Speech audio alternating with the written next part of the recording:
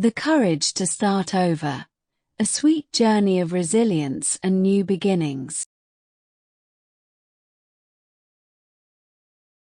In a small town, Emily faced the unexpected loss of her beloved bakery. Heartbroken but determined, she realized it was time to embrace a new beginning. With courage, she enrolled in a culinary course, reigniting her passion for baking. As Emily learned new techniques, she met others who shared her dreams. Together, they formed a supportive community, encouraging each other to pursue their passions. Emily discovered that starting over didn't mean abandoning her love for baking. It meant transforming it. With newfound skills, she opened a pop-up shop, offering unique treats that celebrated her journey.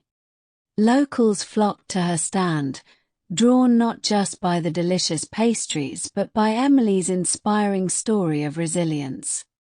Through her journey, she learned that embracing change can lead to beautiful opportunities.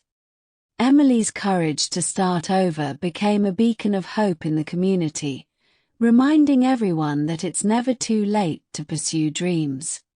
In the end, Emily's bakery was reborn, not just as a place for sweets, but as a symbol of strength and renewal, proving that the courage to start over can lead to the sweetest successes.